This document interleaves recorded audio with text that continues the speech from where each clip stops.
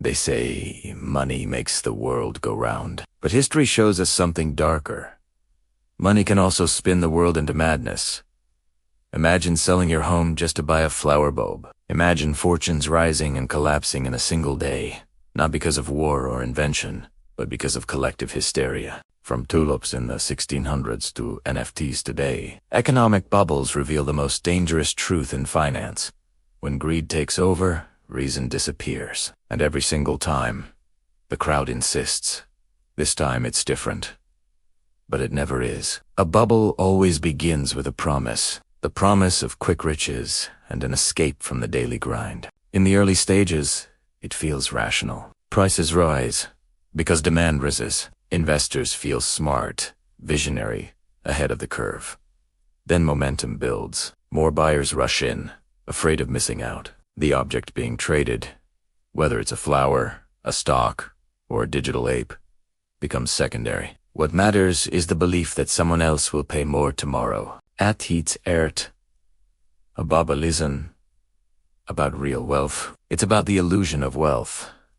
And illusions must shatter. The most famous case is the Dutch Tulip Mania of the 1630s. Tulips were new, exotic, a status symbol. But soon, they transformed from luxury goods into financial instruments. At the peak, a single rare tulip bulb could cost more than a house. Then, in the winter of 1637, the buyers vanished. Confidence cracked. Prices collapsed overnight, wiping out fortunes. The lesson was timeless. When price detaches from reality, a crash is inevitable. Fast forward to Britain in the 1700s and the South Sea bubble. The South Sea Company was granted a monopoly on trade with Spanish South America, promising untold riches. Stock prices soared nearly tenfold in a year, but the trade prospects were imaginary. When reality hit, the stock collapsed, taking down thousands. Sir Isaac Newton, who lost a fortune, famously sighed, "I can calculate the motions of heavenly bodies, but not the madness of people." That quote captures the essence of every bubble. The Roaring Twenties in America was the ultimate demonstration. Between 1924 and 1929, stock prices tripled. Ordinary people bought stocks on margin, borrowing most of the money. The 1929 crash didn't just hurt speculators. It triggered a global depression, proving that bubbles can destroy economies. More recently, we saw the dot-com bubble of the late 90s. The internet was real, but the prices attached to internet companies were fantasy. Startups with no profits were valued at billions. When the bubble burst in 2000, trillions in wealth vanished. Yet, from the ruble came giants like Amazon and Google. That's the paradox.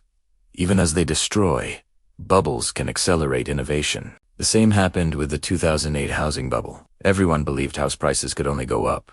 When they fell, the global financial system nearly broke. Then came crypto and NFTs. The strangest bubbles yet.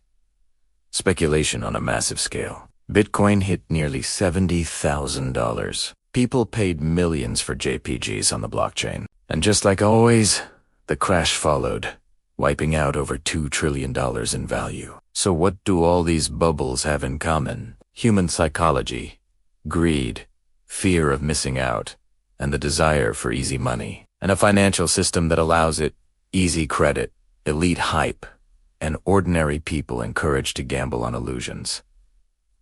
This isn't just history, it's about... Now, look at the stock market, real estate, speculative tech. The signs are everywhere. Central banks pump money into the system. Governments run massive deficits. Investors chase riskier assets. And we're all told, once again, don't miss out. The financial system is now more interconnected and fragile than ever. A tulip bubble in the 1600s was a local panic. The 2008 crash was a global crisis. The next one could be even worse.